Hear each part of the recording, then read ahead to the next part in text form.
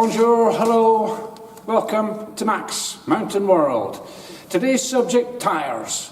What am I doing? Why am I doing it today? I have three reasons for doing what I'm doing today. And what I'm doing is I'm fitting the winter tyres onto the Saxo. Three reasons. One, we've already had a couple of light snowfalls here at 1800 metres. And it only takes one slightly bigger one, and if I need to go somewhere, I'm going to be struggling unless I have the proper equipment in the car.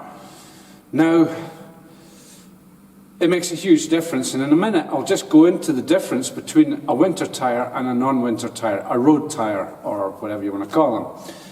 I have a second reason. Second reason is I'm now playing around with radio, with projects to go places with this huge antenna of mine. And I want to make sure that I can drive properly on some snow, because I'd be very interested to know what the lift-off characteristics are of sitting with that huge thing on a beautiful layer of snow. The third reason as well is that a couple of times recently, a couple of my mates have pointed out, hey, your tyres are knackered. I'm thinking, what? I've only had them 18 months. I've only had them for about... must be only about 18,000 kilometres or round about 11,000 miles. That's nothing. And these things are knackered. Admittedly, they're not a strict road tyre, they're a rain tyre. I'll go back to that in a minute as well. Now, just to go in, I'm cheating here, I know it's a lot easier than any kind of jack. That and a couple of bits of wood, and the jacking point works fine. Now, a snow tyre has lots of little grooves in it here, and these are the ones that actually suck up some of the moisture, the snow, whatever.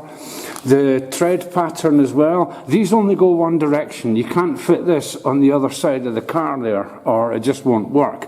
And the reason for that is they're designed to push the snow just like a proper rain tyre in a racing car, and push the snow outwards towards the sides. Now, the other thing as well is that this is made of a completely different compound, and the compound of this works down to minus who knows. But a normal rain tyre or a normal road tyre, generally speaking, will start to lose its effectiveness at about 6 or 7 degrees. Not minus, plus. Now, I bought these tyres, the winter tyres. I've got a spare set of wheels, so it's handy. I don't need to go to the garage to change them over. And I bought these a few weeks after this time last year, and they've done a whole winter, and there's hardly any tread on them. Indeed, look very closely, you can see they've still got some of the little rubber nodule things on them. The front ones were even newer, because I only put 2 on originally. Then I had to run a bit, and then I had to do more mileage, as it were, kilometrage. So anyway, over to the tyres that are coming off, and you'll see that they just don't have the same sort of ribbed cutouts, as it were. They're not the same compound. This is a rain tyre.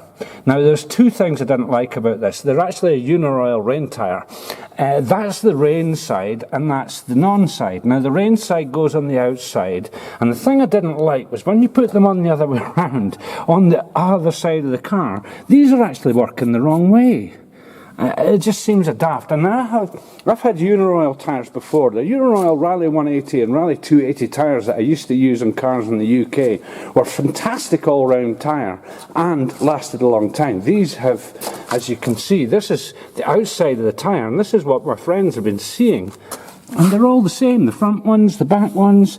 It's not alignment. I've had all the geometry done in the car, absolutely spot on. It's the roads, it's the corners, it's the dry roads. These tyres are absolutely terrible.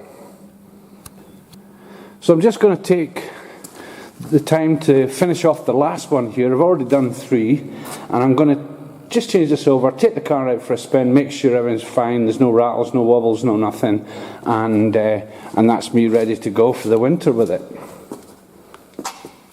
One other thing on this as well, and this takes the form of a top tip, is when you get a car, especially older cars, you get the jack, which is useless. You get the sort of L-shaped spanner thing, which is useless. And normally, I know I'm using a pallet truck here because it's simpler and easier in the garage, but I normally carry a bottle jack that I bought for about 20 quid or something, and it's a lot quicker, a lot easier. The other thing as well is replace that stupid L-shaped thing with a spider, as they call it. Now, that has every size available, including a standard size socket end, which if you need a socket for something or whatever. But I find also with the Saxo is a known vehicle for being sensitive to the nuts not being equally tightened up. So apart from the fact that that is a lot easier, I can fit a bar on there and I can make sure that every single one is retightened to more or less the same torque, more or less the same tightness.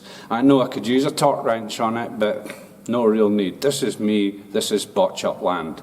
Anyway, so that works every time. Obviously each winter, at the end, at the beginning, I change the wheels, and I've never had a problem. This has actually given me a smooth ride, as it were. The problem was the first time before I bought all this kit, trying to do this with all the car's standard gear. Absolutely useless. So there we are, a little message on tyres.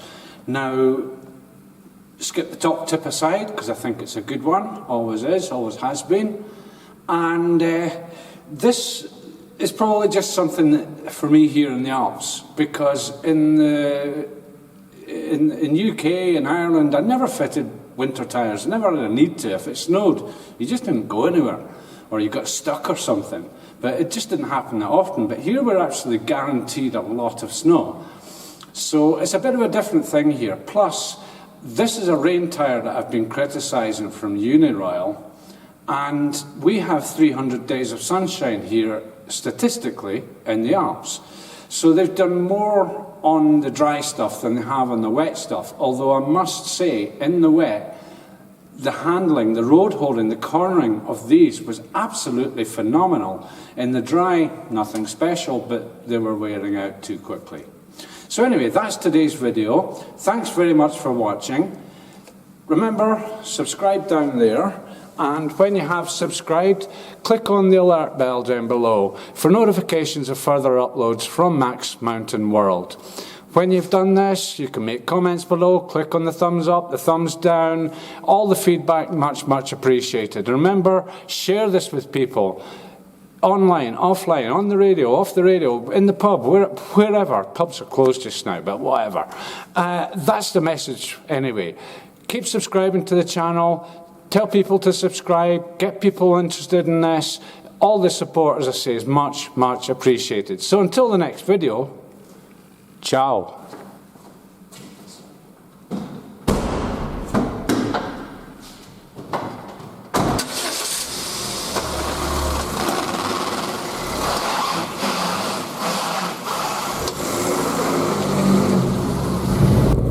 As ever, do something, take it out for a test. Now, cold day, about 4 degrees today, but still dry but very cloudy. I think we're supposed to get a little bit of snow tonight.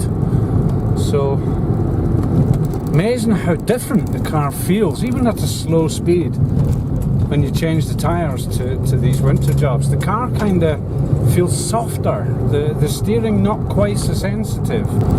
A bit of a straight down here, and the acid test is to floor it. Let's go daft, get it up to speed, see if there's any wobbles.